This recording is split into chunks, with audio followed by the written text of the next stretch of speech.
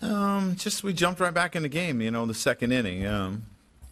You get to 2, and then the next inning you get to 4, and you get a big 3-run homer from each. And the bottom of our order did a lot of damage tonight. There were a lot of base hits down there and set the table a lot. So that's good to see.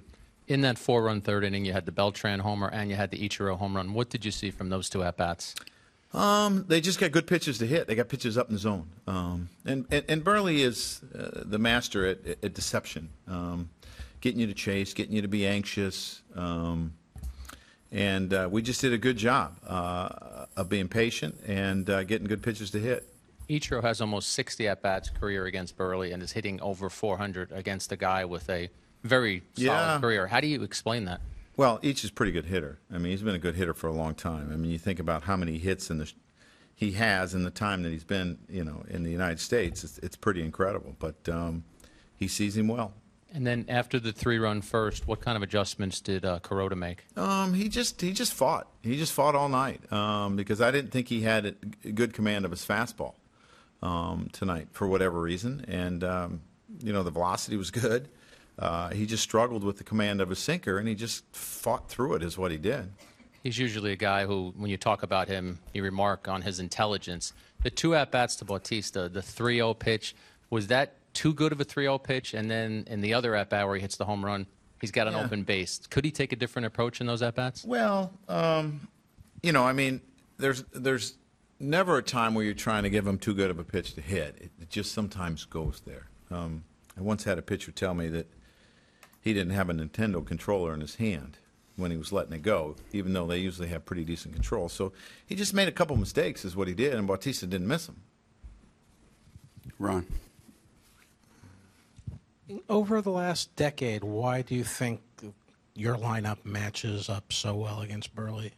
I have no idea because, I mean, you look at it, there was one set of guys here from the other years, and there was one set here last year, and now there's a new set here this year. I don't know how many different guys probably faced him last year from our team. I'm not really sure. I mean, it's not like we've always scored a ton of runs often. There's been some close games, and there's been games where we've come back, but it's hard to say. He's a really good pitcher. Andrew and Dan. When you look at the makeup of your team going to the trade deadline, do you need more power production from the corner outfield? Because obviously the other 2 spots are more speed guys. Well, I mean, this is what I got, and I always tell you, I don't get into that. I believe that these guys are capable of getting it done, and we'll keep trying. Now, if we add something, we add something. That's not my job. My job is to manage the guys in the room. But it's good to see the bottom of the order be extremely productive tonight. And we need everyone to be productive down the stretch with how many games we got, 60 games or whatever we have left. Everyone needs to contribute. Joe, if my math is right, and it's shaky, I think you guys are in sole possession of that second wild card spot. Does that mean anything with 60 games to go? Just that the fact that you've overcome some things to get to where you are? Well, it's better than the alternative, but it really doesn't mean a whole lot with 60 games to go. If you had 1 game to go, it could mean a lot, but there's still a long ways to go. Kyle? Joe, what are your thoughts on the last 5 wins being come from behind wins? Those are great wins. I mean, you have to have those 2. You can't expect your pitchers to hold them down all the time, and there are times where they're going to give up a run in the first or a couple runs in the third, and you're going to get behind. But the come from behinds wins are nice, and it just means that our pitchers have settled down well and shut the door. Jack. Joe, did Teixeira ever end up swinging a bat today, or is there any update on him? No, he did some exercises. He felt okay. He'll do some exercises tomorrow, and then we'll go from there. Dan.